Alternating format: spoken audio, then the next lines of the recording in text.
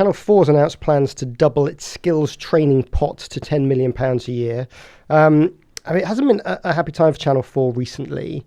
Chris, you talked to programme makers in the indie community. Mm-hmm. Have they calmed down, or are they still very angry? Their mood is dependent on whether they're winning business, which is fine. Mm-hmm. There's nothing wrong. There's nothing wrong with that.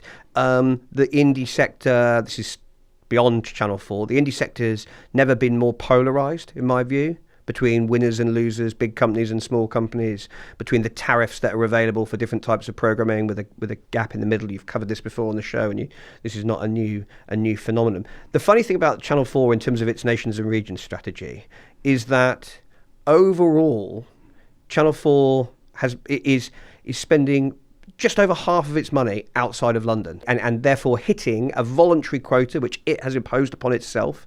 And I think that's quite impressive in lots of ways, that they're spending 51%, I think it is, so just over half, outside of London. But the bulk of that actually is in the English regions, and particularly in 2023, they spent more than twice as much money in the north of England as they did Scotland, Wales and Northern Ireland combined.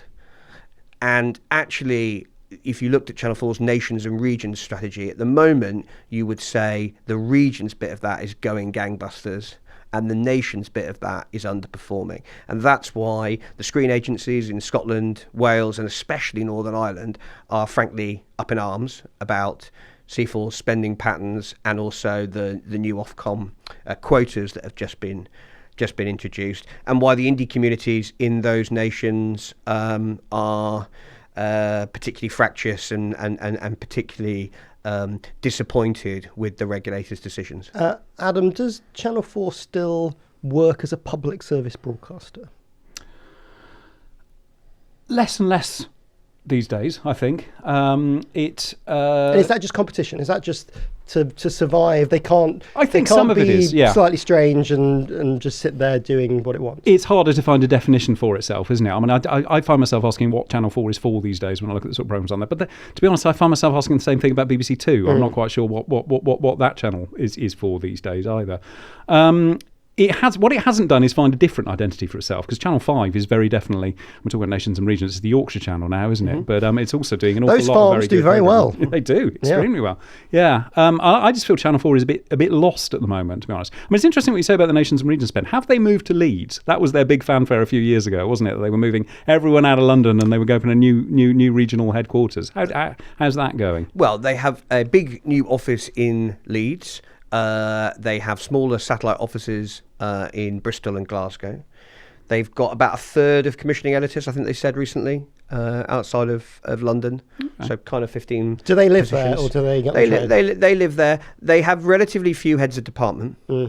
There is an argument that says that the nature of TV commissioning is such that you need to get your idea needs to work its way up the chain of command, and ultimately there are a handful of really powerful decision makers in British television. So, and actually nations and regions in some ways is one of the flagship strategies of Alex Mahon's tenure in Katz's time at the channel. This is absolutely digital transformation, and nations and regions are the big strategic things that they are pushing on. A lot of news programs coming from Leeds. Yep. Obviously they had Steph's Packed Lunch, which was there but isn't there anymore. I mean, it's difficult to occupy multiple areas and hope that you can kind of keep the show on the road. Yeah, I mean, look, there's the TV market, for want of a better word, video consumption is globalizing at a frantic rate, and at the same time we end up having lots and lots of conversations with regards to the public service broadcasting environment about whether things are made in a particular region of England or whether they're made in a particular nation of the United Kingdom. I mean, I can tell you that Disney and Netflix and Amazon are not spending too many brain cells worrying about all of that. So it is a peculiar set of challenges that Channel 4 and the other PSBs have to face. But actually, if you can make the alchemy work, if you can make authenticity work, if you can get a brilliant story which resonates because it feels like it's from somewhere, often those things really pop and go global. The danger for Channel 4 is, we've talked about on the show quite a bit, is distinct lack of hits. And that things that aren't historic, so Gogglebox or buy-ins like Bake Off, which have a good, important place on the channel. It brings in cash, brings in audience around what they're doing. But it can talk quite a good game. It's doing all these things, but if people aren't tuning in, that's what's difficult. Adam, do you think? Obviously, government. There was a big focus on Channel 4 in the Nadine Dorries years at DCMS. Do you think people are still bothered, or are they moved on to BBC or their own internecine battles?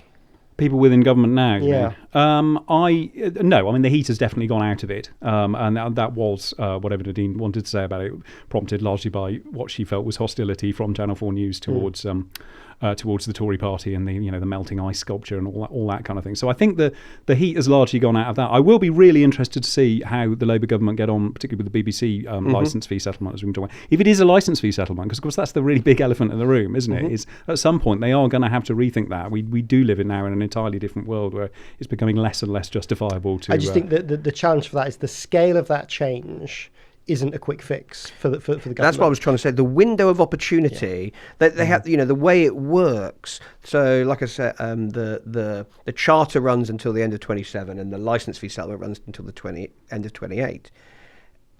The previous government, and whether you think they were doing this through a determination to kick the BBC, or whether they think they were doing it through a genuine interest in trying to find the correct funding model for the UK's preeminent cultural institution, up for debate. But they were committed to having a debate about how the BBC should they'd appointed should quite an be interesting funded. committee of folk. They put a panel. They weren't entirely together. The people you No, would expect. and I think that remember, under the last government, there were actually several governments, right? And different iterations.